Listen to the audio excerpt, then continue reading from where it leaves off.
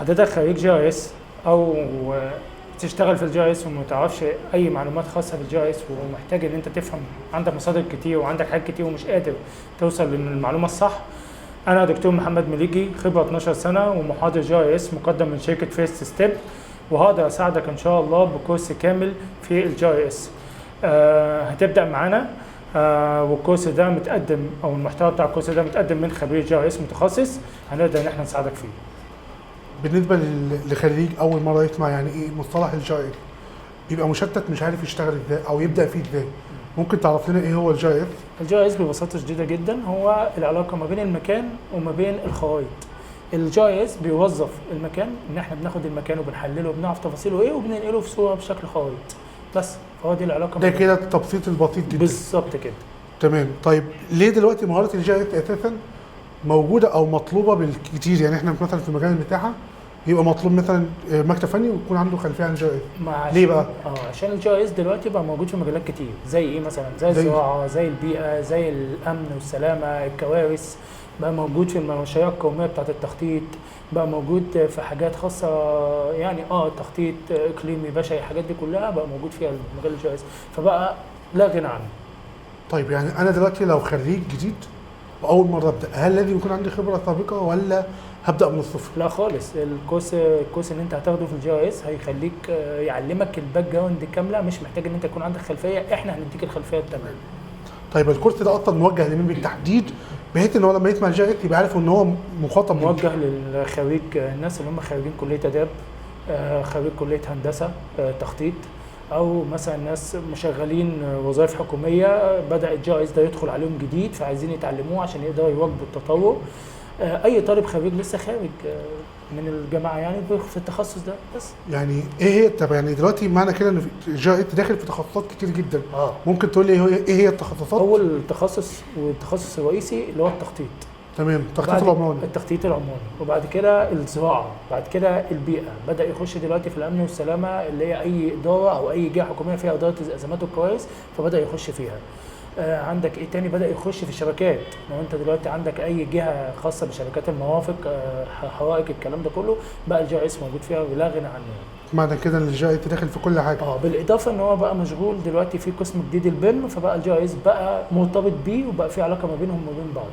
بس البيم دوت لازم يكون الطالب عنده خلفيه كبيره جدا عن الجي اس عشان يقدر يشتغل فيه. بالظبط كده. تمام. طب ايه التخصصات كلها؟ احنا اتكلمنا عن التخصصات.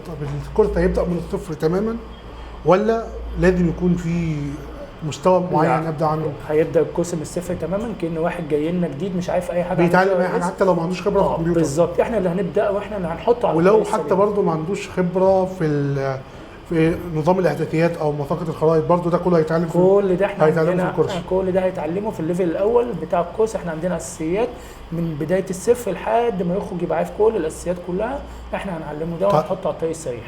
طيب الكورس ده بيتقدم ازاي بالظبط؟ يعني انا دلوقتي هقدم علشان اخد الكورس ده، طيب هبدا من فين؟ من اول فين؟ وامتى اقدر اقول انا كده ممكن اقدر اشتغل وبعدين ابدا اطور من نفسي؟ يعني هبدا من فين وانتهي فين؟ طيب خلينا نجي لو واحد مثلا جاي يقول يا جماعه انا ما اعرفش حاجه عن الجي اس وعايز اجي اتعلم جي اس. اول حاجه هنقعد معاه هنفهمه يعني ايه جي اس اصلا، مصطلحات، هنفهمه يعني ايه التولز اللي احنا بنستخدمها عشان تؤهل ان انت تبقى جي اس. هيبدا بعد كده يتعلم الاساسيات، بعد كده هيبدا يخش بقى بعد ما يتعلم الاساسيات يبدا ازاي يكريت الداتابيس، يبدا ازاي يبرمجها، يبدا ازاي يستخدمها ويشتغل عليها، وبعد كده يبدا يخش في حاجه اسمها التحليل. تمام. التحليلات.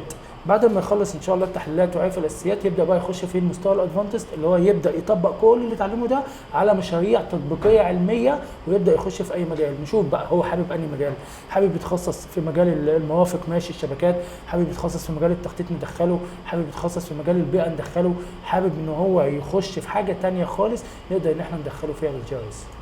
تمام. يعني امتى اقدر اقول ان انا ممكن اشتغل فريلاند بالجي اس؟ يعني هل ينفع اصلا؟ ينفع.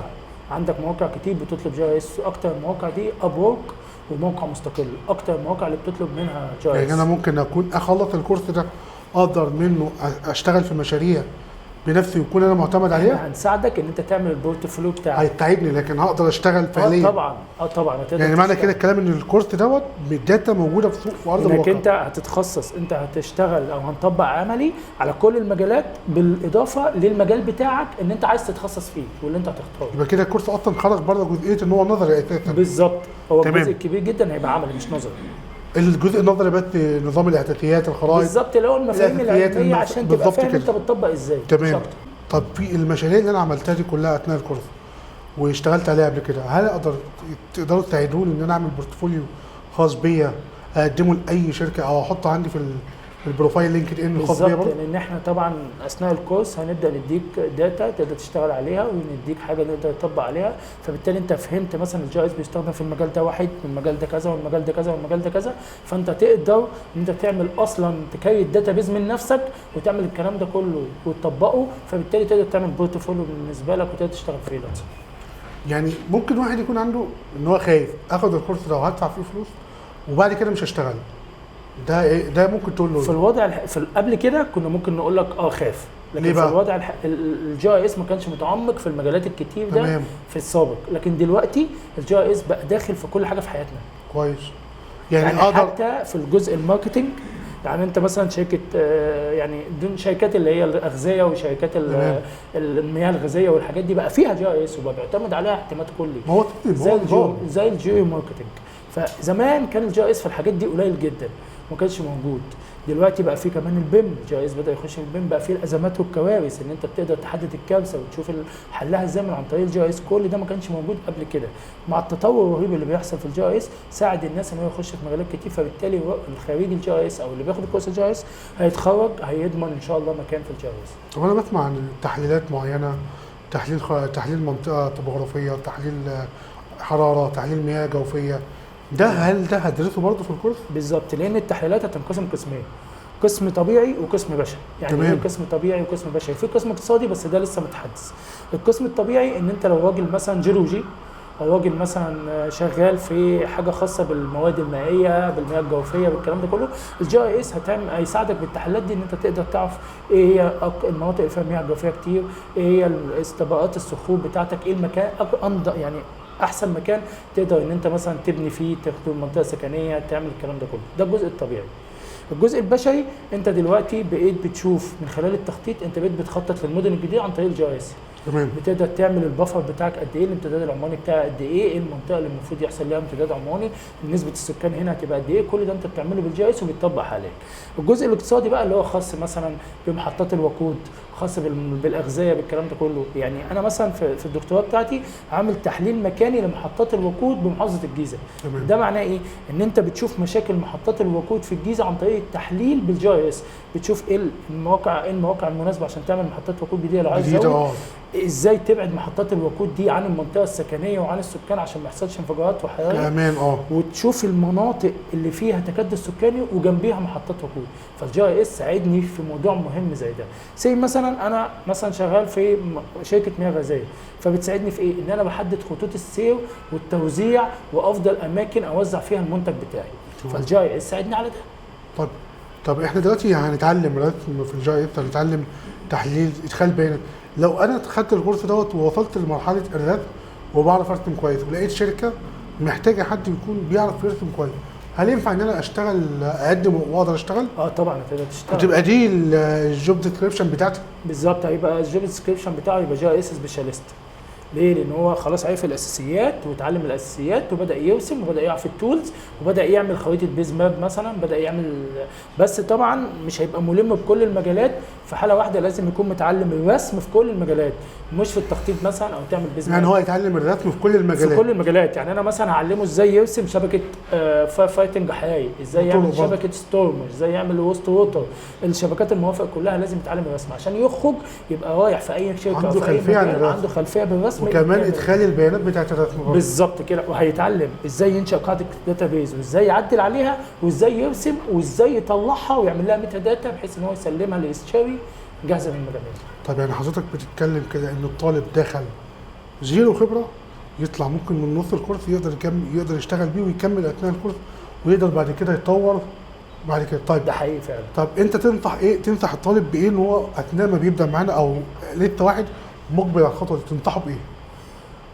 يركز كويس جدا اثناء الكورس في الشرح اللي احنا بنشرحه، يركز على التطبيق العملي اكتر من النظري، لان التطبيق العملي ده هو اللي هيفيده ويأهله ان هو يشتغل.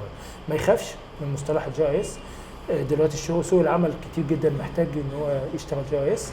اهم حاجه يبقى عارف هو عايز ايه من الجي اس، وازاي يخدم الجي اس في المجالات، ويشوف المجال اللي هو حابب يشتغل فيه ويستخدمه صح بحيث ان هو يساعده. غير كده مش هيعرف.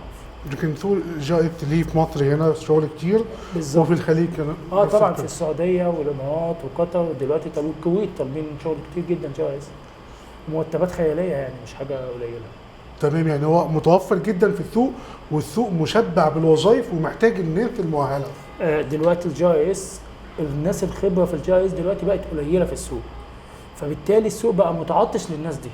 فانت لما تاخد الكورس ده هتبقى خبير، او هتخرج هتبقى عندك خبره كويسه جدا في مجال الجي اس، فتقدر ان انت تؤهل سوق العمل ومش هتقعد كتير في البيت يعني. طب ان شاء الله لما نيجي نبدا نبقى عايزين نعمل ده، ونأكد كويس جدا عن المشاريع اللي موجوده فعليا في ارض الواقع، بحيث ان الطالب يطلع ما يلاقيش حاجه عكس الكليه. الكليه ممكن بتبقى تدرس نظري، لكن العمل بيبقى قليل ضعيف شويه. بالظبط كده. متشكر جدا ليك يا دكتور. انا متشكر جدا ليكم، وان شاء الله تبقى بدايه تعاون خير ان شاء الله، ونقدر ان احنا نطلع الناس تبقى قادره تفهم كويس قوي يعني ايه جي اس، ويبقى الناس تشكرنا بقى ان احنا اشتغلنا في اماكن نظيفه ان شاء الله جدا. متشكر جدا. الكورس معانا في فريق الطب متاح اونلاين ومتاح حضور في احد مقراتنا، سواء في مدينه نصر او في الدقي. السلام عليكم.